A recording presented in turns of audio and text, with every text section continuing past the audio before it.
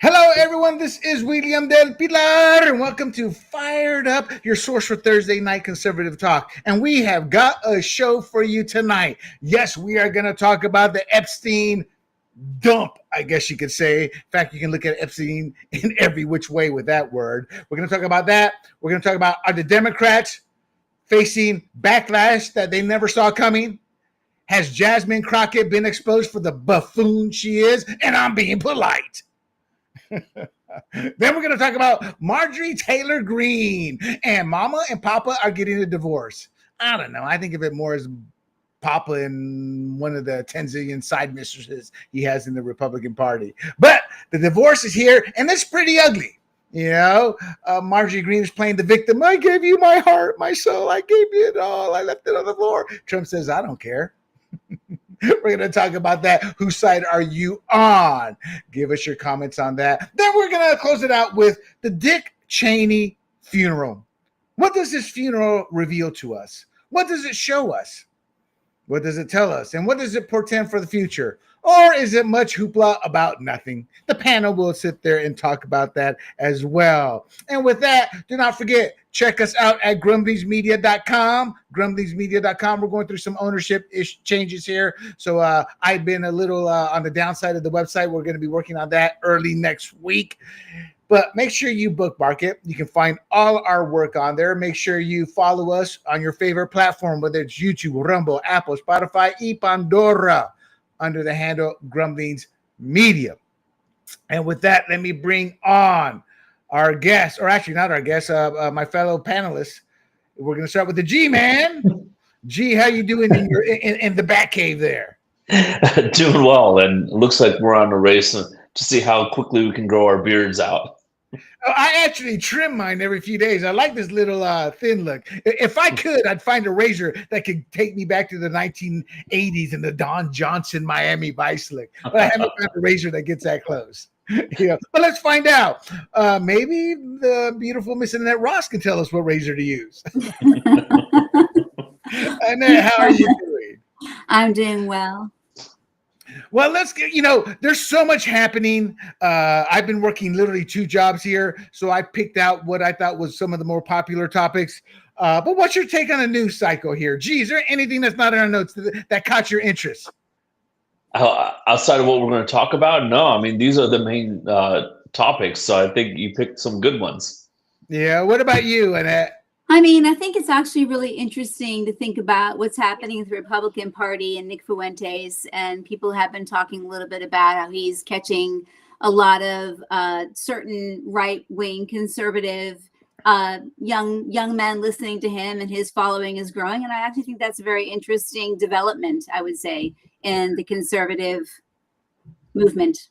It's a massive story, but it's a very, I want to do it right. It's been on my radar for 2 weeks because there's so many layers of it. Is Tucker an anti-Semite? Megyn Kelly says, I've known Tucker for 20 years. Well, people can change, Megyn. Megyn Kelly's jumped into the fray. I love Megyn Kelly. Don't get me wrong, but she's like an attention deficit syndrome woman. She's got to be in the middle of everything. It's we are. No, there's nothing about you. It's Charlie, and it's Charlie Kirk and it's Tucker. So that kind of irks me when she does that. But I get her point. Mark Levin is part of it. I want because he's done more for the conservative movement, I think, to keep it alive and to keep it going from the 80s. Charlie was today's it guy because he got the youth vote, something we always struggled to get. And Nick Fuentes, right. I'm like, yeah, Tucker, you can sit there and platform him. Yeah, Candace, you can sit there and platform him. But I can disagree with you. I would never platform him. I guess the question I have for you is, then the question I'm looking at as someone who's a conservative is, what are people interested in? Why is his following growing? What are they? Well, I talked about that, and that's why I wanted to talk. I wanted to pull out some of the quotes from Thomas Sowell that he talked about. This is just what's happening to white America right now is the same thing that took 100 years to happen to Black America. Eventually, they said, enough. We are not second-class citizens. We are equal Americans. And that, culminated with the Civil Rights Act. With social media, with the way the world is so disconnected, it hasn't taken, and it started in the 90s. the demonization of white America. I remember having a conversation about this as I was getting ready to leave the military, and my friends tend to be white, Latino, and black in the military. They were a mix. And we talked about this. And the blacks denied it, the Latinos were indifferent, and the whites said, yeah, they're starting to demonize this in the 90s. And it exponentially grew. And as Thomas Sowell said, hate begets hate. And what you're seeing is what he said come true. When the outliers start to speak, those with common sense won't stop them because their anger has festered and festered and festered, and they'll look the other way. Look, I'm sorry. Malcolm X was not a good dude. He was a racist. But intermixed with that, he said a lot of truths. I think he did some good things too, in my opinion. That's what people are saying about Nick Fuentes. And I disagree with both. Does the good outweigh the bad? Does the good outweigh the hate? Okay.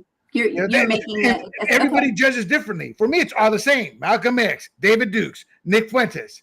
I would not platform them because part of their platform is hatred towards another color, towards another race. Now, that hatred may be legitimized in people's mind because of the hate they've had to deal with whites today they were saying whites have a gene in them that makes them racist. They're telling young kids in elementary schools, you're the problem. You have this gene.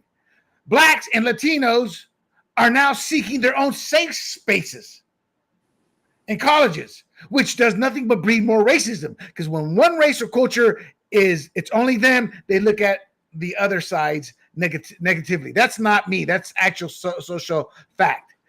So there's all kinds. So the question isn't why is this happening? The true question is how did we let it happen? How do we stop it? And how do we keep it from happening again? Because people who say, oh, how do we get here? No, you're lying to yourself. You know how we got here. We got here because of the demonization of white Americans since the 1990s. Now, people may disagree when it started. For me, I'll say the 1990s. Most people will say when Obama got elected. And before we move on, since I kind of opened this up into a subtopic here, let's let G have a couple of words here. Then Annette, you can close it out, and we'll get into our main topics. Yeah, no, I don't have any comments on this because I haven't been following the Nick Fuentes thing. So sorry, I can't contribute any more here. Oh, then I have plenty to contribute on our main topics. Yes, I know. What about you, Annette? I'm paying attention to the news. I would just say that I think it's important, William, to try to understand where people are coming from. I'm always interested in that as a person, as a human being, even when I vehemently disagree. And I think John Fetterman just said something like that to Katie Couric. He had an interview with Katie Couric, and she kept on trying to press him, and she kept on trying to say things to him and make him say that basically Charlie deserved to be shot. And he said, I won't say that. What I'm going to say is we have to have a better way to disagree. But I do think we need to have a better way to understand each other and have a better discourse where we can really disagree and really try to understand where someone else is coming from. And I rest my case on that. And I agree with you because my whole point is y'all have demonized white Americans. Okay. So what did you expect them to act like? There are better ways to look at it. Yep. And my better way is let's look at those Democrat policies that y'all have been championing since the 1960s and their results. Let's look at the promises that y'all aren't going to be in the projects forever. 3-4 generations later, you are. To me, that's how you solve it. Let's look at why y'all suck at education. It's not because you're black or brown. So what's the real problem? Teachers union, So yes, I agree with you wholeheartedly. But one side doesn't want to have that conversation. That's true. And this is the result of it. So, but that's why I haven't put it as one topic, because that's a heavy duty topic, but I want to get into it. All right, let's get into our main topic here, my friends. Jeffrey Epstein. So this week's release of the Epstein Files was meant to create transparency. In fact, it was called the Epstein Files Transparency Act, I think. I'm not sure, though. But it didn't just ignite public interest. It's created a full-blown narrative that nobody has captured yet. Right now, the Democrats think they own it, but it's kind of like a boxer, tomato can. They're really lightweights in it, as we're seeing with Jasmine Crockett. getting caught in a blatant lie by claiming all these Republicans were given money by Epstein. And they were a different Epstein. Then you have Hakeem Jeffries, the Brooklyn Barack, as his aides called him, as they solicited Jeffrey Epstein for money. So you have all these missteps. And what we're not finding actually is the connection to Trump. They have tried a couple of things. The email, this wasn't part of the dump. This was part of last week's dump. The email where Virginia Giuffre, she was redacted, and she's already come out and said that no, Trump didn't have anything to do with it. Then there's the Thanksgiving dinner in 2017. Trump spent Thanksgiving with Jeffrey Epstein. Trump was president at the time with a press corps tailing him every single day, literally. So they've been caught in it. But it's also created a civil war, people, between Republicans, because MAGA is the reason all this is happening. All these Democrats, all these victims, none of them saw any light in Obama's regime and in Joe Biden's regime. So it's not like the Republicans are coming out of this looking good. Gee, your initial thoughts on all this? No, I think they're reaching, obviously, and I'm talking about the Democrats. They're reaching because they had, 7 of their members of the Senate cave in and reopen the government, and the rest of the Democratic establishment said, don't cave in. And once that happened, they said, okay, we need to find a different news cycle to get off the fact that we, quote unquote, lost this round of fighting. So they get onto the Epstein thing, which is something that's been pushed by the MAGA, right? And William, you brought that up several times. It's the MAGA side that's been saying, let's release the files. Now, you look at Trump, and he's resisted this. And you have to ask yourself, why? Why has Trump resisted it? The Democrats, they're more of the conspiratorial thinkers. They'll say, okay, well, because he must be in it. But I don't believe that. I don't think any of us believe that here, because we know if he was involved with these underage women, then Biden would have known that, and he would have basically tanked Trump's candidacy, but he didn't. So we all know that Trump's not really involved. But Trump did a self-inflicted wound by saying, okay, well, we're not going to release it. And I go back to the question, why did he do that? Because I think Trump's stubborn. He's always been stubborn. It doesn't matter who it is, but he answers to nobody, not even his base. His base will say, release the Epstein files. He'll say, no, I don't want to release them. I think, 1, he's stubborn, but 2, I think there is some stuff that will embarrass Trump, not in anything illegal, but just, we've seen Epstein saying Trump is evil. I don't like this guy. Well, maybe Trump doesn't like that reputation to come out, so he's been trying to block it. But in the end, that will help him. I mean, if Epstein said, hey, the G-Man is such a great guy, he comes here all the time, I'd be like, don't say anything like that. But if he goes, man, that guy sucks, I never want him here, perfect. You're a scumbag exactly. Anyways, right? And exactly. And here's the thing, I saw this on I think it was Megyn Kelly's show a couple days ago. When you're having dinner with someone and you find out that, hey, they did some corporate fraud and then they served their time, and now you're having dinner with them and they tell you this, you go, oh, okay, well, I'm glad you learned your lesson. What's for dessert, right? Right. But if you're sitting across the table with someone and they go, oh, yeah, I used to sleep with 11-year-olds, you're not sticking around to finish your meal. You're just like, hey, thanks for inviting me. I'm out of here. Just because I'm a nice guy, I'll pay for your dinner too, but I don't want to hang out with you anymore, right? So that's the kind of guy Epstein is. If he hates you, great. And Trump should play to that and go, look, this guy never liked me when I found out what he was doing, right? And I think Trump did find out before Epstein was arrested. So I agree. That's my initial thought. I know I probably went into way more thoughts than my initial one, but we get it. You're running for office. You're running for office. We get it. You got to get the practice in. Yeah. All right, Annette, why do you think Trump abruptly supported this? this turnaround. I mean, like at first he's like, we can't. And his reasoning was like, there's innocent names in there. But last week, that big, long drawn out Truth Social, it's like, let the dogs out in essence, to just do a complete dump. What are your thoughts on that? What I was really thinking was that maybe he was just feeling that people were losing a lot of faith with the institutions. I'm not sure, and I agree with G totally. Like, they already could have really made Trump look bad during the election. If there was some smoking gun there and all roads led to Trump, and that would have been the perfect time. But I think right now what's happening is, with what information abhors a vacuum. I mean, it's just being filled with all kinds of, conspiracy theories. And I think people lose faith in institutions when that kind of thing happens. And I think we're at an all-time low for faith in institutions anyway, but I sort of think maybe he's trying to bolster that up a little bit and say, we're not hiding anything. There is some transparency here, but it could be that it's a little late. Yeah, that's true. I personally think that Trump sees he's losing the narrative battle here, and he needs to take control of it. Combine that, this is a bad time for Trump. The elections went south. He did not help anything Trump's an idiot at times by saying last week, well, I wasn't on the ticket. Well, you didn't help anybody on the ticket either. His economy is in the middle silent part where they have to wait to see what's happening and the numbers aren't good. And then they put the excuse on him. Well, we lost because you're all overseas there, you dumbass. And which to me is not true.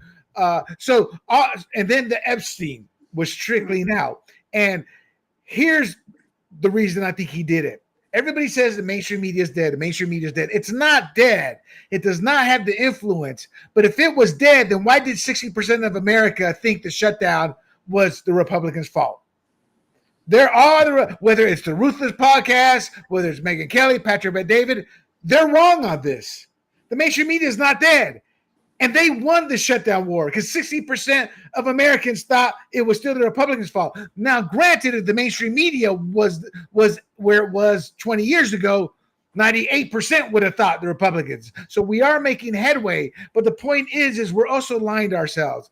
And I think this was, I don't want to say a desperate move, because as G said, it was a no-brainer. He should have done it long ago. But we are here today because of Pam Bondi. And I'm not blaming Pam Bondi at this point. And what I'm saying, that's when it started. She overpromised, It's like a man overpromising to a woman. And one day he's got to share the goods.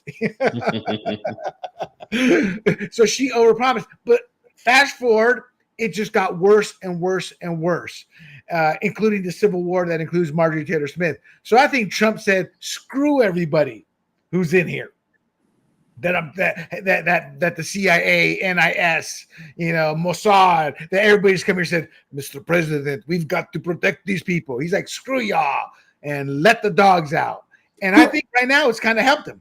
Wait, hold on, guys. I totally think that he was working for the Mossad. You don't?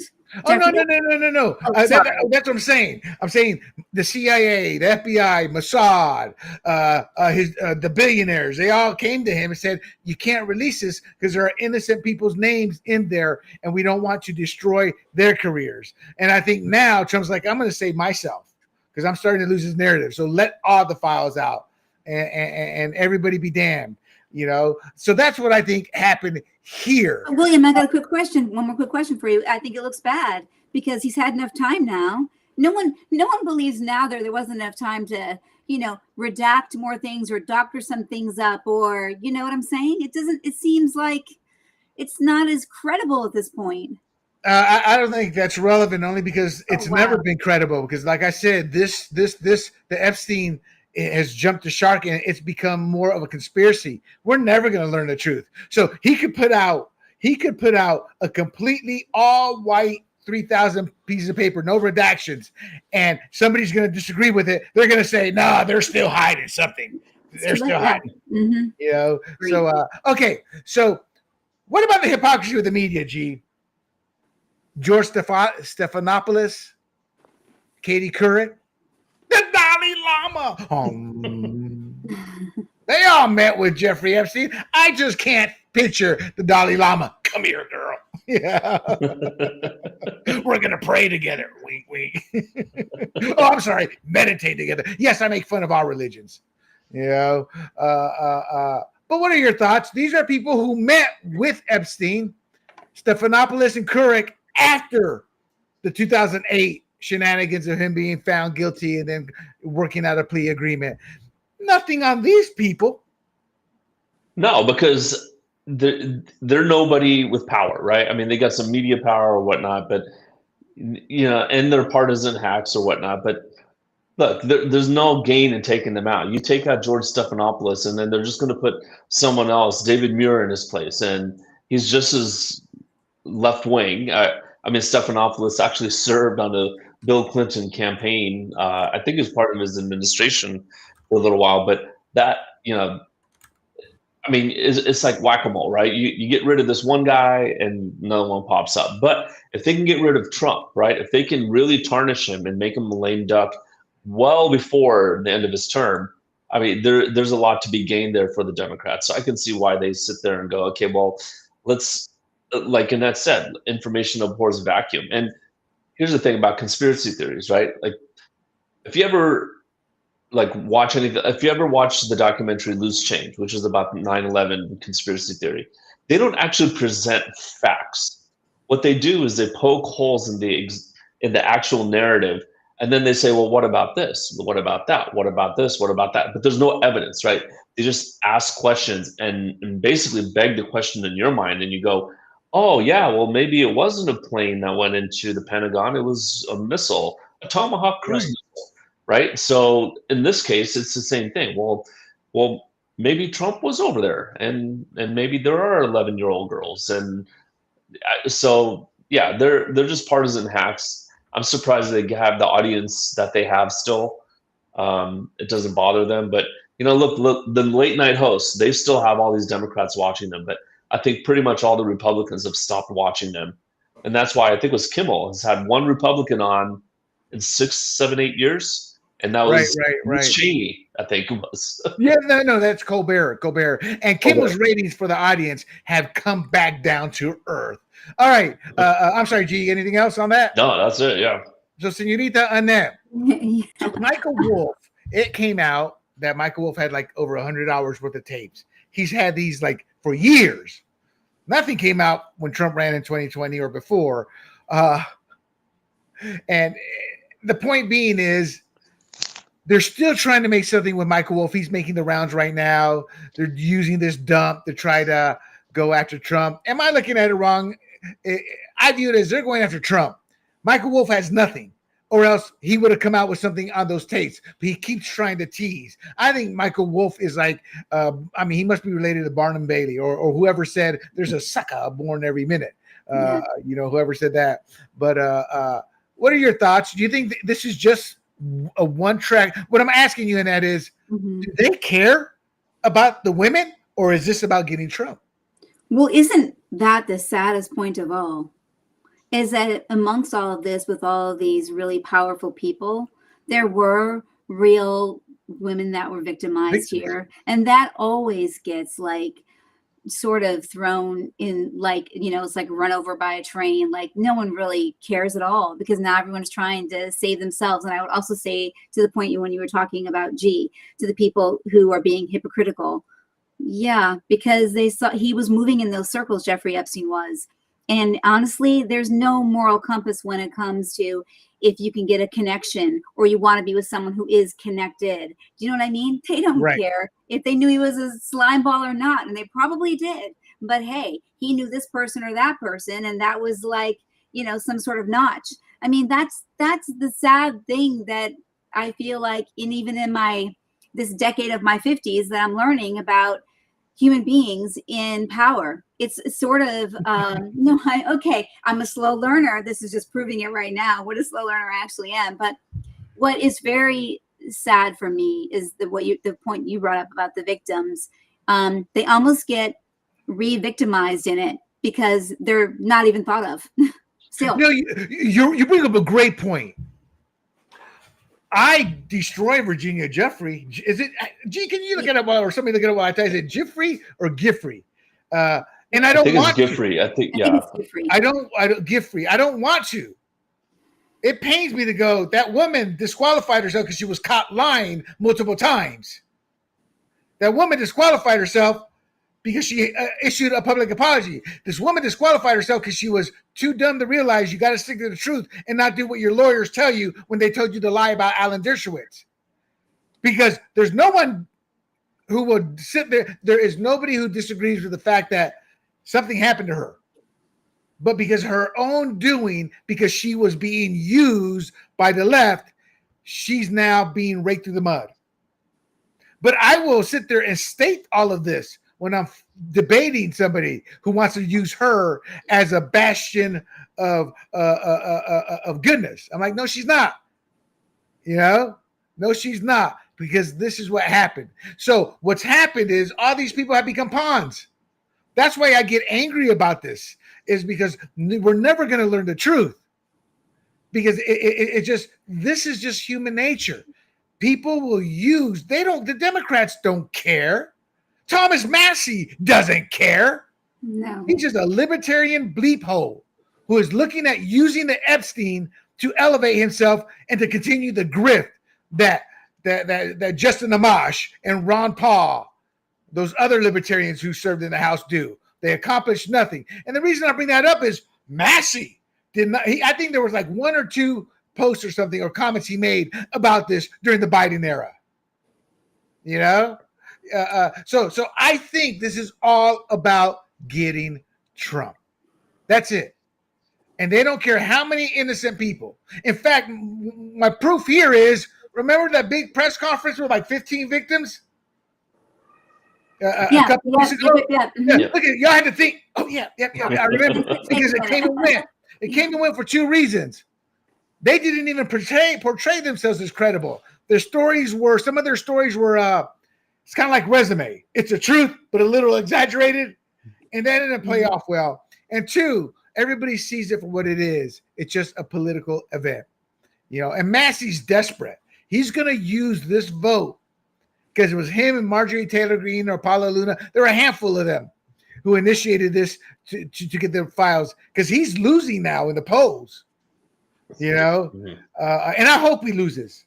You have to be your own person. You have to stick to your values, but you're also beholden to the party to a degree. I mean, the party helped get you there. You supposedly have similar values. If the party needs you for certain votes, you got to be there for the party. I'm sorry, people who sit there and disagree. If you disagree, then you're supporting Ron Paul. You're supporting Thomas Massey. People who don't do anything for their district. In the big, beautiful bill, Thomas Massey's district got zero appropriations. All they got was what was passed from the bill that goes national. But on the flip side, Chip Roy is like Thomas Massey with his values, but he also knows you got to negotiate. I'm a Republican. I will go with this, but my district's going to get this, and this. And Chip Roy, it's and this, and this, and this, and this. He's shrewd. He does good for his district. So and the reason I bring up Thomas Massey, because he's a thorn in the Republican side, because he's a liar. He hides behind a philosophical belief system that goes against human nature. But because he has no power and is always on the loser side, he can proclaim to be purer than Jesus. And his grift and his base, they lap it up like a dog who hasn't had water for a month, you know? Oh. So, I mean, am I wrong to look at Thomas Massey that way? I don't want to digress, but G, your thoughts. I mean, if I'm wrong, you can feel free to disagree. I don't know enough about that individual congressman, but I do know that he's a constitutionalist, right? And I want to give him the benefit of the doubt, because you could, like, if I were him, I could also think, okay, well, I don't want to be that guy to stuff this bill full of pork just to get my district whatever it wants. I want to be fiscally responsible and try to, get out of this deficit spending that we've been in now for 40 years, right? So I could see him thinking that. I don't know enough about him to know which way he goes, but if he didn't get anything for his district, there's one of two reasons. One, he doesn't have enough political clout, or two, maybe he doesn't believe in pork. And So maybe it's both. I mean, who Well, knows? no, you're right. You're right, but I got to push back. Getting money for your district for, say, Alzheimer's centers or the health fund grants for certain charities that do good. Right. That's not pork. What is pork is when I was 17, 18 years old and we're driving down the freeway and I made a comment to my friend. I go, man, those walls look so cool. He goes, do you know how some of those walls got the, on the freeway, you see all those sound things? Yep. You know, some of those people get those. Some of them, he goes, are right in front of country clubs, rich areas. It's called pork. He goes, they can pay for it themselves or because through other means, but they get it through appropriations in Congress. And that's when I first learned about pork, because we were going by a country club when I said it was in the city I live in. We were driving back over the airport, and it's just one of those magical moments. I was like, wow. So that's pork. Getting money for stuff that you don't need, or what's pork is getting grants or money for one of your donors for a project, which the company can pay for itself, but it's a payback. So there is a difference. He gets nothing. I'm not talking about pork, G. I'm talking about helping his. Well, I will say he's been in office since 2000. He won in 2012. So that's a good 13 years now. So the question is, what are you doing over there, right? 12 years, right? So what is he doing over there? And yeah, that's a good question I have. He's not in my state, so I'm not going to follow every, all 435 congressmen and women out there. But what are you doing on this show then? But that just raised alarm bells going, what is he doing for his district? But they're happy with him. I mean, he's been there for 6 terms now. Are they happy with him? Do you think the people in a lot of these Democrat districts here in California are actually happy? If they see, the reason I bring that up, and that will go to you, I bring that up is because most people don't know what's happening in their district. I don't know what half the stuff that ICE is voting for our district. I have to look it up or I hear about it. That's difficult stuff. There's thousands and thousands of bills a year that get passed that directly impact us or don't impact us. They're only telling us the good stuff. They won't tell us the vote they voted here that's going to hurt our district. So most people don't know because they don't care or they're too busy with their lives. So when people say, well, they must be happy with them, not really. They just aren't aware. Because if we were truly aware, we would not have 30-year congressmen. They would be 6-year term. Oh, man, you've been here 6 years. Damn, you've been here a long time, SA. Instead you get ISA for 30 some odd years, And I'm not saying ISA's a bad dude, but he's done a lot of bad stuff for this district. I mean, let me take that back. He's done a lot of stuff that hasn't helped this district too, Annette, your thoughts? Well, I have to just divert a little bit because you made an interesting point early on about how Christianity is being used by a lot of these politicians. And it reminded me of a line in a Woody Allen movie, in one of my favorite Woody Allen movies. And the character said, if Jesus Christ ever came back to earth and saw what was happening in his name, he'd never stop throwing up. And that's how I feel. I feel and I know that's a very harsh thing to say, but I feel like the way Christianity is being abused by our leaders is sort of like, I have the righteous indignation, when Jesus came into the temple and he said, don't make, and he's throwing the table saying, don't make the house of God a marketplace. I mean, it's being marketed right now in a way that I don't think is truly godly. Yeah, I just got in an argument with a Catholic again. I'm a Catholic. I'll take that. I know. Who talked to me about, well, I'm a good Christian. And I go, I'm a good Christian too. And I say, you're a bad Christian. So you're a bad Christian. My point is, anybody can throw out the I'm a good Christian and imply you're not. And I'm like, when you do that, you lose the argument. All right. So let's jump into some of the Democrat. And what I call the Democrat collusion and the Plaskett bombshell. You guys aware who Stacey Plaskett is? Yep. Stacey Plaskett represents a U.S. Virgin Territory, I believe, if I'm correct. She doesn't even get an official vote, I don't think, in certain cases, if not most. She travels once a week to come vote and support the Democrat Party. Well, she was actually being texted by Jeffrey Epstein during a hearing when she was grilling Michael Cohen, trying to get dirt on Trump. Now, here's the issue. She went on CNN and said Well, he happened to get my number. Lie number one. Those are very protected numbers. They're cell numbers because they don't want just any Joe to have it. The people who have it, they're staff members, other politicians, and who else? Rich donors. Yeah. So she says, I got to represent my constituents. Got to represent them. Well, that's nice and dandy, and you're right. But gee, have you ever heard of somebody using that defense? Got to represent my constituents when it's a sex offender. This happened in 2008, the original sex offender, meaning so politicians run from those people. Not making excuses. They just don't act, they delete. So I think this is a massively bad look, and this is what I call the backlash. Your thoughts on this, Yeah. Stacey? I mean, let's be clear here. Stacey Plaskett is a Democrat. And I believe at one point she was a Republican, but she turned at some point, and I believe it was before this time. But yeah, obviously she's out to get Trump. She wants to impeach him, and maybe they thought they could remove him, but that would have been a very, very hard thing to do. But to be texting with Epstein, I mean, that doesn't even make sense. Like, how many hundreds of people can you be talking to during the impeachment trial? And you're talking to him? That just doesn't make any sense to me. That is Epstein looking to get back at Trump. Exactly. Yes, you're right.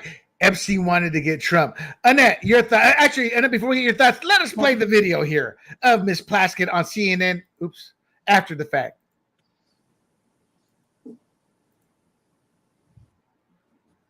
But like many constituents, individuals get your phone number, they text you about issues, they speak with you.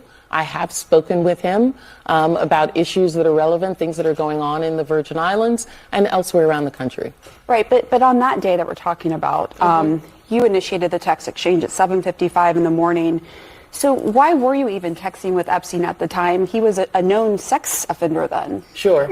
I explained to people, I've been a prosecutor for many years. And there are a lot of people who have information that are not your friends that you use to get information to get at the truth. She was reaching deep. So that was, I wanted to show that because Democrats have no shame. Well, politicians don't to defend Democrats. No shame. She knew she was busted. She knows she has no excuse, but she's got this. Annette, I talked about the Red, White, and Rue and how we cover entertainment and culture. Yes. She should have won an Oscar for that performance right there. Wait, was she trying to trap him? What's that? Was she trying to trap him? Trap Trump. She was That's what I texting mean, trap Epstein Trump. to get information to trap Trump. Right. But earlier she said she sometimes talked to Epstein about issues that were happening. What? Because he lived down there. She was saying he's his representative. That's what I'm saying. She was just flat out lying. I got issues. Do you see me? Daryl, how you doing, bro? Jim, how you doing? Can I come on in for some coffee? Got to talk to you about some things. Let's remember what Trump was impeached for the first time around. He was impeached for quid pro quo with the Ukrainian president. What does Jeffrey Epstein have anything to do with that? Does he have any knowledge? That doesn't make any sense. It doesn't You're make just any trying sense. to throw anything against the wall and see what sticks. Exactly. Okay, so Anna, let's stick with you. Larry Summers, big Harvard, big wig, big government guy, policy maker. Turns out the guy, this is what I predicted. I've told you guys plenty of times. I walked out into my office once some years ago. My employees, these are young men in their late 20s, and I looked at them and was like, you guys are clueless. You have no clue how to talk to women. Well, it turns out it wasn't just that generation, but Larry Summers, she was mean to me, Jeff. She was mean to me. What do I do next? Busted. To the audience, Larry Summers was asked Jeffrey Epstein and Lander's dating advice. Your thoughts on Larry Summers there? Hey, this is part of the backlash. If you guys notice the donkey with the cannon, this is part of the backlash. This is why I think Trump didn't do this out of brilliance. He did this out of, I'm losing the narrative here. And I think he's gotten the narrative back. Your thoughts on Larry Summers here? Okay. I think I said last week that, some of the problems that I had with what was happening with this whole Epstein case was that I think it had sort of far-reaching tentacles. I think it was really big. I mean, these are powerful people, right? I'm sure a lot of people are feeling a little scared right now. But yeah, I think of that as just, when I read about that, I was like, oh, this is so pathetic and sad. I mean, what do you even say to something like that? What a disgrace. It's disgraceful for him, in my opinion, right? It's just terrible look.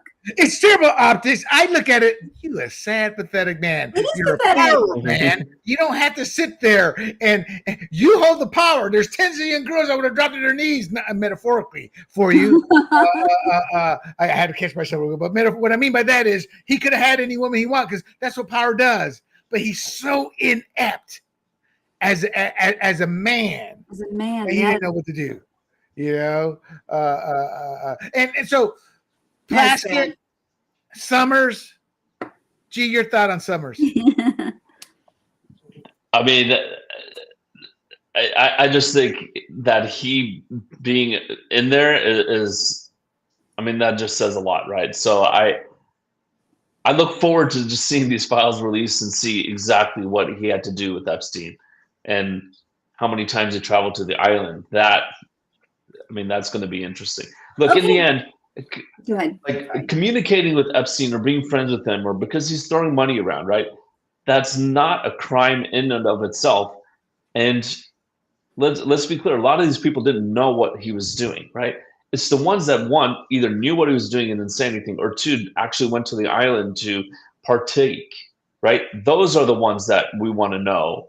And there's a difference between Epstein's files and the Epstein client list. And the client list is what we want to know. Did they go to the island? Did they partake? Did they know, right?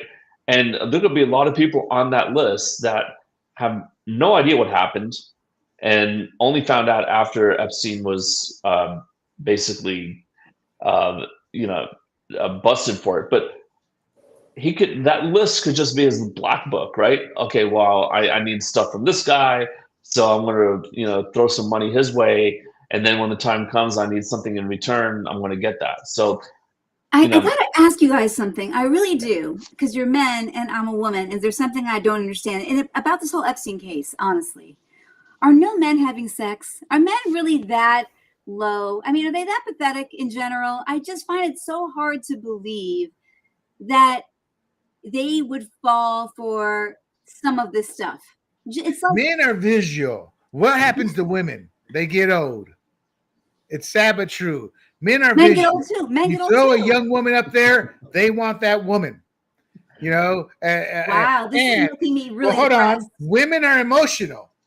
A woman's not going to look at Larry Summers as man, look at that hot thing. Oh yeah, come on, man. They're looking at him. That's a man of power and wealth. So you have different attractions.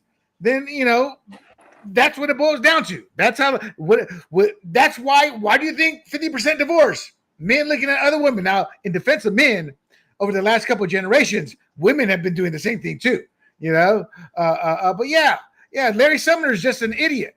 It's just, and let's be honest. No, if this file had come out or had not come out, the left would still look at Larry Summers as his grand, wise sage. Now they look at him as, dude, you can't even talk to a girl. Inept, like you said. I'm just saying, where are the honorable men? I believe they're still out there. You're married to one, aren't you? I think so. There you go. He's Well, here's difficult. the other part of it. Like, let's say Larry Summers went down there and partook of this, right? You still don't know what these. I mean, obviously the really young ones will look really young, but some of them can look 20, right? And he doesn't know any different, right? But that doesn't excuse his crime. He's still guilty. Yeah. But he might go down there and he's just thinking, oh, they're interested in me, right? So then he goes through with it. So, there's going to be a lot that comes out where it's like, okay, they're just going to say, I didn't know. And that's not a defense, but I can see a lot of them saying, That's I didn't their know. defense. I thought she was 20, right? So, All right, let's keep moving on here because we're running out of time here. I want to cover MTG real quick, but we've got to talk about this. The Jeffries letter. This is. I just wanted to get your thought. First of all, Hakeem Jeffries is a weak, inept man, and to Black America, there are a lot of strong Black men and women out there. Hakeem Jeffries played the party line, and he moved up quickly. He's a yes man. He has been exposed since Trump took office for not being qualified for the job. I love to see strong minorities in there. You got to do better than Hakeem. He is in the crosshairs of the squad, of those socialists, because they see him as a weak man. And but this is how the Democrat Party portrayed him early on. This just cracks me up. We are thrilled to announce that we are working with Congressman Hakeem Jeffries, one of the rising stars in the New York congressional delegations, sometimes referred to as Brooklyn's Barack. Guys, I don't want to get down and dirty on this, but I just got to get your thoughts on how Hakeem has handled himself this week with this, especially the Stacey Plaskett. I don't know if you guys had time. He's been like a deer in headlights, and then he's getting mad. He's lashing out a bit. I just think he's weak. I think his days are numbered, and this is part of the backlash. This is going to, I think, end his reign as House leader or minority leader for Democrats. G. Yeah. So let's think about this. When you're actually put in a position of power and you're responsible now for representing the party, you're going to come across a lot more dignified, a lot more reasonable and thoughtful. But there's a civil war in the Democratic Party where he's trying not to become a socialist. And all these people who are bombastic bomb throwers like the Squad and all that, they're socialists. And, you're not going to win elections by calling yourself communist. So they don't call themselves communists, but some of them are, like Mamdani. And look, I know I look like him, but I'm not Mamdani. Just wanted to make that clear for the viewers. So he's stuck in a spot where he's got to be dignified and thoughtful and shut these people out who are bombastic, but they look strong because they are bombastic. So right. In the end, what he should do is really put his foot down and just come closer to the middle and just say, look, we are Americans, and this is the way we need to conduct ourselves. And this is the platform of the Democrat Party, because arguably he's the strongest voice in the Democrat Party alongside Schumer. And they need to say, look, we're Americans and we're not radically left. We're not red in terms of Soviet red. We're not socialists. But then again, maybe he's not doing that because maybe they really are. And he's saying, you guys are exposing too much. I think it's more the deer in the headlights. Let's keep moving. And then I want to get your comments on this, the dog that hasn't barked. And this one here, this has not made many, you guys may not have seen this video, but I want to show you the letter first. Okay. So this is a letter that came out. I want you to realize that the dog that hasn't barked is Trump. Victim spent hours at my house with him. He has never once been mentioned. Police chief, etc. So they were trying to tie. See, he was spending time with these young girls. They had no clue what it meant, but they were trying to tie him into. Well, one of the authors of a book called The Spider, Barry Levine, and there's 10 zillion Barry Levines out there, but this one's an author. How do I know that? When I did my research, Barry Levine, 10 zillion. But he came out and he said this about what this actually meant, and it's pretty fascinating. Let me show you this video now, and then that will get your response. Oops, let me find it. Let me get to it. Here we go. This was on CNN. An email. We'll put on that 2011 email. We'll put it up on the screen, and I will ask you, the dog that hasn't barked is Trump. What do you think he's referring to? Well, I think Jeffrey Epstein is referring to the fact that he believes that Donald Trump talked to Michael Ryder, who was the Palm Beach police chief in 2004, and began the first investigation into Jeffrey Epstein. I suspect that Jeffrey Epstein... Okay, to the audience, what he's saying is Trump was working with the police to out Jeffrey Epstein. That's what he's saying there, is what that email refers to. Trump barking. He's barking to the authorities about Epstein. Epstein, in his conversation or email with Maxwell, was saying he was 75% there, believing that Trump might have been the whistleblower at the time. Again, you have to remember that particular year, the two men had a falling out, not only over the fact that Ghislaine Maxwell was taking young women from his spa at Mar-a-Lago for Jeffrey Epstein, but they also had a nasty real estate deal that both men were trying to get. So there was bad blood between the two of them. Okay, so it's a combination then of the Trump being the dog who didn't bark and that additional line on that email. We'll put it back on the screen. Police chief, etc. I'm 75% there, meaning he's 75% there to believing that Trump is an informant against him? That is what I believe based on my research of years of the Jeffrey Epstein story. Okay, but you also have to Barry, remember that the House Speaker at one point, Just my quick interlude scene in. No, you're telling the truth. Barry, if Donald Trump were an informant, if Donald Trump dropped the dime on Jeffrey Epstein, why wouldn't he today in this climate be shouting it from the mountaintops? I'm the one who put him away. That's a question that only the president can answer. And again, the Palm Beach police have never said that Donald Trump was an informant. However, not too long ago, the House Speaker, Mike Johnson, said that Donald Trump was an informant on this particular case. So it is rather confusing. So, Annette, before you give me your thoughts, my final comment to feed you for your responses. This is why I say it's jump the shark. Even if this was true, there's no way to confirm it. And even if Trump came out and said it, the naysayers would be, no, he's still a pedophile. He's still this, he's still that. Had either of you guys seen this video? No. So it's an exclusive from me to you guys. Annette, your thoughts?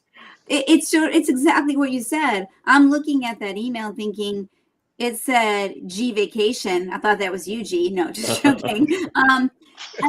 Epstein Island. And I'm thinking to myself, how do I even know that this document is real? I mean, it's sort of like you can't win. You know what I'm saying? Like you can't win. You can't. You know what?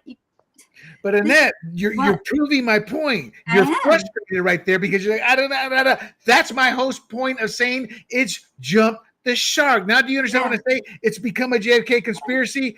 Instead of looking at the victims, we're using them as weapons. Each side, I admit, I have used Guffrey not as a weapon, but she put herself in that position. Yeah. Where instead, nobody's united. It's what can I get for myself here? All right. At the expense of the people, the young girls who really were harmed in all of this. They're just expendable at this point. Isn't that sad? Yes, it's very sad. It's human nature. People are out for themselves. What can I get out of this?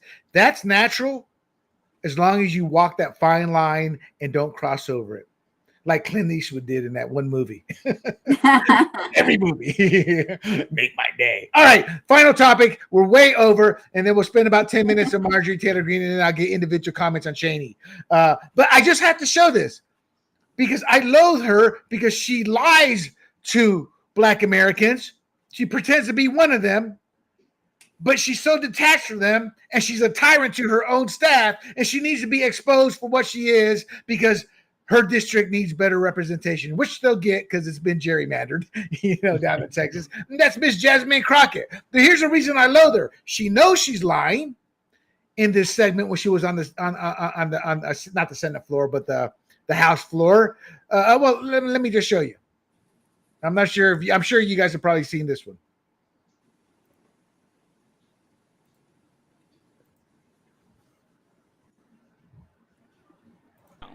Folks who Can you guys hear that? took money from somebody named Jeffrey Epstein, as I had my team dig in very quickly. Mitt Romney, the NRCC, Lee Zeldin, George Bush, Win Red, McCain Palin, Rick Lazio. I just want to be clear. If this is the standard that we're going to make, just know we're going to expose it all. And just know that the FEC filings, they are available for everybody to review. This is absolutely ridiculous. And that's the other reason I get angry, because she doesn't talk like that. Y'all know, she throws in a heavy black accent from the projects, you know? That's not how she talks in real life. So to me, she's also demeaning a whole culture by doing that, you know? But we're not done. We're not done here. So this is two videos, the second one here.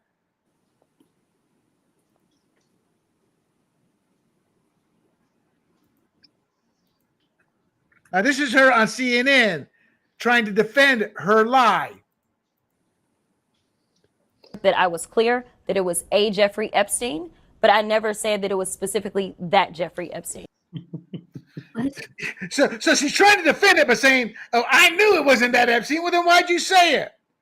And she went through a whole big lie of trying to state that, well, my staff only had 20 minutes to look it up. You know how that is, huh? You know. Now, this is why I know she's lying. Her staff can go through the records in those 20 minutes, and this is what comes up.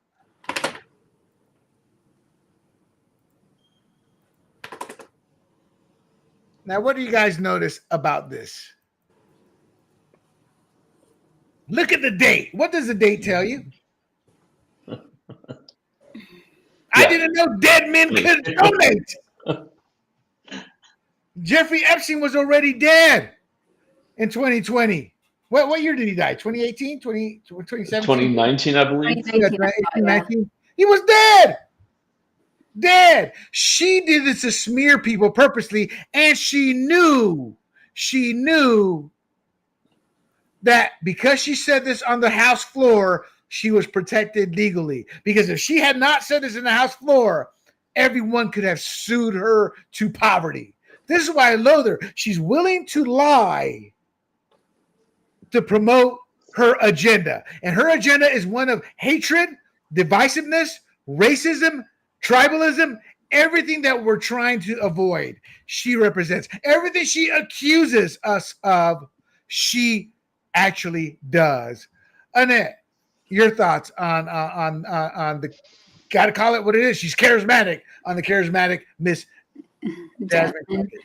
Well, people like her terrify me because I hate the tribalism and I hate the divisiveness. And I think she is what you said earlier, you know, about hatred and how you started the show talking about hatred and how that begets hatred. So I think that's a part of her messaging. And I also think, isn't there some psychological term, like the bigger the lie, the more people believe it? I mean, not everyone's going to look into called Marketing 101. Okay. So, this is Grumbling's Media Cup, the best cup in the world. You can spew lies out there, and if it's to the angry mob and it's what they want to hear, they're just gonna attach to it. You know what I'm saying? It's other people and people of critical thinking who might say, I better check into this. This seems a little bit like something I should look into more deeply. But she's speaking to people who already have the hatred begetting hate. And so she's got an audience for this. And some people don't even care about the truth. Exactly. G. Yeah. So, Annette, I was not in the Epstein files. You see JEE, but JEE, the middle E is Edward. That's his middle initial. Okay. If you look at that donation list, I'm just joking. I know Annette was not saying that I'm in the Epstein files. But if you look at that donation list, that was Jeffrey B. Epstein. Not only that, but it was Dr. Jeffrey B. Epstein. And he donated a whole $250. Now, I'm sure McCain, Palin, some of these people are not bending over backwards for a $250 donor or taking calls during an impeachment trial. Jeffrey Epstein was donating thousands of dollars, right? So I just think it's insincere about her saying, well, it's not the Jeffrey Epstein, but a Jeffrey Epstein donated. I mean, you could almost say, well, a G donated to a candidate. Well, it was not an email. G. That name right here is not the initials of the guy who was found dead in his jail cell. So tomato. If I donate to you, I have nothing to do with Jeffrey Epstein. G's wife is going to jump all over him. Why'd you let him say that, man? Oh no, I'm just teasing. It was just All right. Let's keep moving here. We're at the 1 hour mark. So just a couple of comments, and we'll maybe we'll tape a show because we still got to finish off about the kids from last week, and then we can carry on with this. But real quick, give me your thoughts, Annette, on Mama and Papa divorcing with Marjorie Taylor Greene versus Trump. Isn't it just over America first, William? I get it. I mean, first of all, I never liked her. Can I just say that? So I'm just going to put that out there. I'm not against everything she says, but just personally, her approach to things and her mouthiness and the way she is as a human being, I find like a bull in a china shop, and I find it very off-putting. And she's just in that way. But putting that aside, that's a great point. I mean, you hit it on the head, Annette. That's exactly what she is. She's in a bull in a china shop and has no clue. I'm sorry, but that's a great analogy. Go on. Thank you, William. Let's mark this day down. No, so there's that one thing. But she's talking about America first, and Tucker's sort of on that trajectory, and got some other people on that trajectory saying that that's where we need to be focusing our energies, not on other wars and this and that. So I mean, I'm not totally against the idea of America first, but honestly, I think it's all integrated so much. That's my problem with saying that. It's not that I don't. I look at this analogy though, right? I really, before I can go out into the world and feed other people's children, I know that it's my first responsibility to make sure that my children are fed. And so I sort of look at it from that very small, like home base analogy, like the Americans, that we have what we need, that we're being taken care of. And then you extend out from there. But I realize that could be a very, idealistic way of looking at the world. I know, I agree with you, but here's the pushback. If you're a congressman, yes, your first responsibility is to your district, you moron Massey. If you're a senator, your first responsibility is supposed to be to the state you're representing. If you're the president, your responsibility is to the country, which is both domestic and foreign policy. They are both, like you said, they are both integrated. He can do both, which brings up the point, G. Does she think Trump can't do both? I mean, she's looking at it through the description of what Annette said. America first, you got to take care of your own. We all agree with that, but the president's responsibility is to the country, which has ties to the outside world. And I'm sorry, if we don't keep an eye on what China does, on what Russia. Yeah, Russia. I was going to say Soviet Union. What Russia does and all these other bad actors in my own country. When Noriega was there and it was a funnel for drugs that come through America, it does involve the president. Your thoughts? Yeah, so I was watching some videos on Ronald Reagan the other day, and it was on Instagram. And I just remember that we used to be run by people with class, right? Yes. Now, Trump, as much as he's doing for America, he doesn't do it with class. He does it with bombastic, brash style. And that's who MTG is as well. I mean, she's just bombastic and brash. And now we got Gavin Newsom, who, the people are calling him out in the press saying, do you have to be like Trump with your tweeting? I'm just giving Trump a taste of his own medicine. Like, no, you're trying to be like Trump, and he's trying to win an election. I know. Okay, that's why I never went on the comic circuit ever. So I just look at this and go, look, could MTG have done it a different way with class? Like Ronald Reagan, you go and say, okay, let's talk in private, and we need you to focus a little more on America, or whatever she wants to say to him, but just do it with a little more class and say, let's try to convince the other person rather than have this open air battle, because Trump doesn't take kindly to open air battles. He will trash you. Remember the whole, he pointed over at Rand Paul and said, look, I haven't made fun of his looks, and believe me, there's plenty of material right there. Oh, yeah, and for the audience, that was true. But see, Trump was smart. He was deflecting off the fact that he called him a short guy who couldn't even reach the podium there. Right. He's like, I haven't made fun of his looks. But you're right. So the problem here, I mean, there's no problem. But my take on what you said, G, is that That's who Marjorie Taylor Greene is. Yeah. That's who Newsom is. With Newsom, he's been around long enough, he can get away with it because he's kind of always been like that. Marjorie Taylor Greene isn't known much outside of MAGA circles.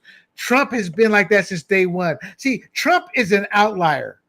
He can be bombastic, he can be mean, and people will forgive him, especially with the results. But what's Marjorie Taylor Greene accomplished? And when push comes to shove, Newsom's going to fall flat on his face because once we start looking at what he's done in California, his whole campaign is going to fall apart. But Trump is unique. So I get what you're saying, but I'll defend Marjorie Taylor Greene. And like you, Annette, I like a lot of what she does, but I'm not impressed by her because she comes across as not dumb, but dense.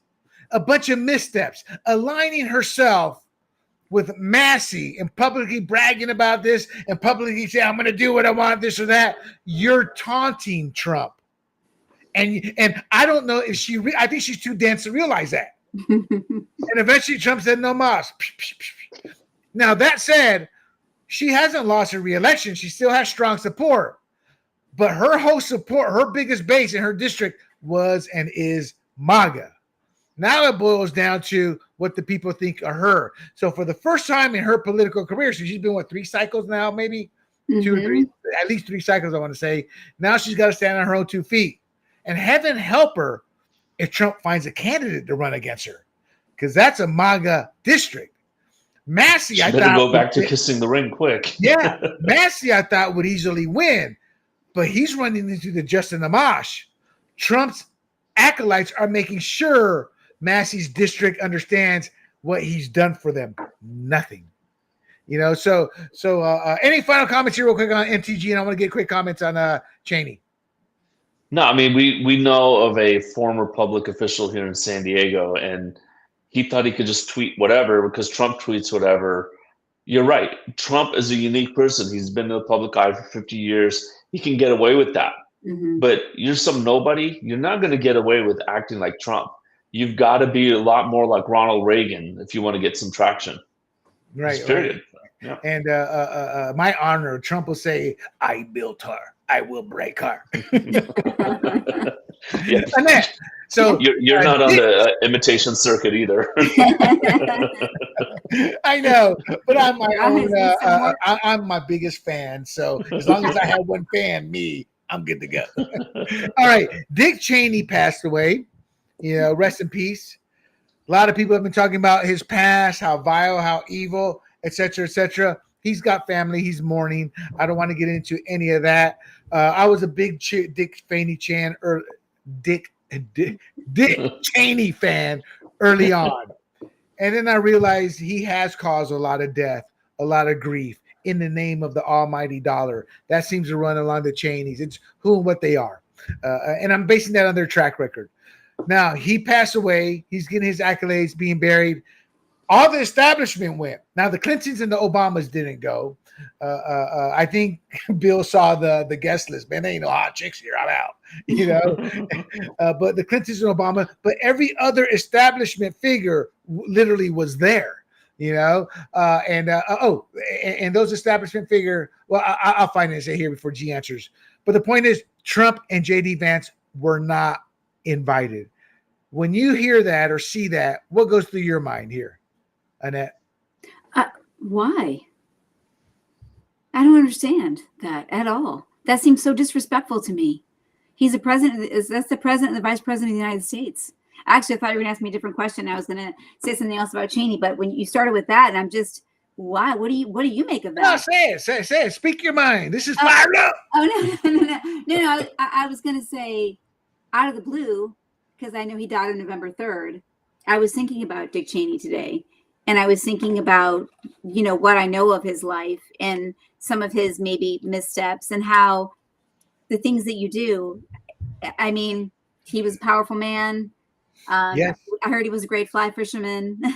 I heard that he could, but also, and then you're gone. Do you know what I'm saying?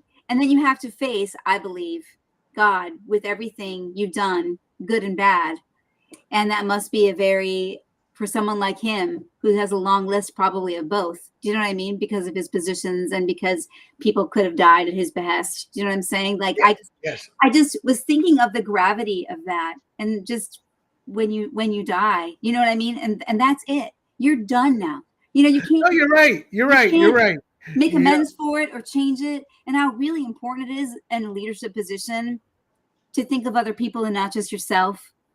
But I mean, that's all. I mean, he's faced his maker at this point, I think, probably. And I don't know. I mean, thank God for the mercy of God. But back to why Donald Trump and JD Vance, that is just so petty and ridiculous to me that I just don't even know what to think of it at all. It's so disrespectful. Gotcha. Joe Biden, Joe Biden going to anything nowadays. Wow. Kamala, Bush, McConnell, Pence, Anthony Fauci, Lindsey Graham, Adam Schiff, Carville, and Rachel Maddow. A lot of these people called him racist, bigot, Hitler. Rachel Maddow called him all kinds of names. Yet they're all there, which just tells me it's just part of the establishment. Game. Your thoughts? No, I mean, I watched Return of the Jedi. A lot of good people were at Darth Vader's funeral, but that's because in the end he turned. Yes. But I would imagine that's why. I mean, first of all, my condolences to the Cheney family, but I would imagine that's why, like someone like Rachel Maddow, being excited that Dick Cheney endorsed Kamala Harris, and she's going, "Wow, he's on our side now, right?" So she goes to the funeral and says, "Okay, well, you know, Anakin Skywalker's back and Darth Vader's gone." I mean, I don't know what's going through their minds, but for Liz, I believe Liz Cheney made the invite list, but for her to invite Rachel Maddow, James Carville, I mean, these guys are saying Dick Cheney was Darth Vader, right? So here's the other part of it. If you look back at the last, I don't know, presidents since Ronald Reagan, each of them, I think with the Bushes accepted, went campaigning and went to bat for future candidates, right? Now, Bill Clinton and Gore, he didn't really go there, but Bill Clinton came back on the trail for his wife, and Obama came on the trail for Biden and Kamala Harris and whatnot. But Bush Jr. and Dick Cheney were not asked to come because I think they wore out their welcome, right? And they kind of said, well, you're more of a liability than an asset. So while I was a Bush Cheney guy in 2000, 2004, they did not serve the Republican Party or the country very well, especially in the second term, 2004 through 2008. I will take them over Obama, one term of Obama, or Kamala Harris, or Joe Biden. What I'm saying is, look, they were just, I mean, we haven't heard from Dick Cheney until he said, hey, I'm voting for Kamala, anybody but Trump. And it's like, wait, you're still alive? I mean, I think that was my shock. I'm like, wait, you're still alive? I mean, didn't you get thrown in jail for shooting your friend in the face? Oh, no, he didn't. It's like, that's the last thing I remember hearing of Dick Cheney. He shot his friend in the face in 2007. And then that's it. We haven't heard from him since. So until he said, hey, I'm voting for Kamala. So this is, like you said, it's the lineup of neocons. It's the one-party system, Democrat, Republican. And Trump has really broken that. And look, I'm not a Trump is perfect type of guy. I'm a free market conservative and a non-interventionist. And let's just focus in at home more than going out there, which is what Trump does roughly. So, that's my thought. I get it. And Annette, that kind of goes hand in hand with what you're saying. G had forgotten all about him. Eventually you fade away and get forgotten, and it's about your loved ones and what you've accomplished. A couple of things that I agree with G, neocons, Trump's broken him. They hate him with a passion. This is what politics have gone so petty. That's why I'm okay with Trump doing what he does, because it's the left and the neocons and the establishment that started this fight, because they never thought Trump would get back in power. And now he is. But, to answer your question about Liz Cheney, why she would invite him, maybe she had a man crush on Rachel. Who knows? If it's not Rachel, maybe it's Chris Hayes. It's easy to get those two mixed up. And so maybe that's what it was. Mark Cuban as well. Yeah. And then about power, let's never forget the greatest narcissist. One of the greatest narcissistic moments was like, yeah, I'm heading to hunt for the VP. 24 hours later, I found him. It's me. Yeah, remember, he was heading to hunt to find the VP. About that, actually. Wow. All right. And there you have it, my friends. That's our show for tonight. I wanted to get heavy into Epstein, bring up a lot of examples. At the end of the day, I do believe the backlash is real. The backlash is going to be never ending because Epstein was actually a big Democrat donor. So what we have just seen is more than likely the tip of the iceberg. But let's not fool ourselves. It's an establishment crew that's still there.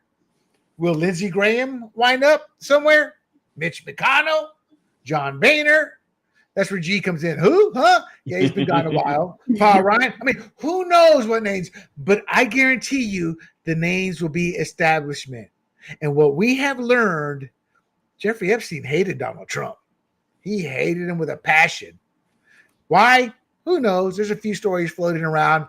But this was an accidental, brilliant move by Trump to say, release all of the documents. And I think it will come back to help him, and it will finally make this go away. But will people be appeased? No. Are they appeased with the JFK conspiracy? No. Are they satisfied with the MLK answers and all that big dump? No. This will become a conspiracy, not just for us, but for future generations. And it'll become a Netflix docuseries too. Then there's Dick Cheney. Rest in peace, Dick. You got to meet your maker, and whatever befalls you, befalls you. And what was the other topic we talked about? Damn. Marjorie Taylor Greene. Marjorie Taylor Greene. Baby girl, you look great because you a fit model. You a strong woman. But sometimes your ego and your head got so big it couldn't fit through the door. And now it's costing you. Will you be forced to pay the price? I don't know. I had mixed feelings about it. But what you better hope who doesn't have mixed feelings are your constituents, because they're the ones who are going to be pulling that lever this November. The question is, who will they pull it for? And with that, my friends, I want to thank you all for tuning in. I want to thank my panelists here, the beautiful Miss Annette Ross and the G-Man.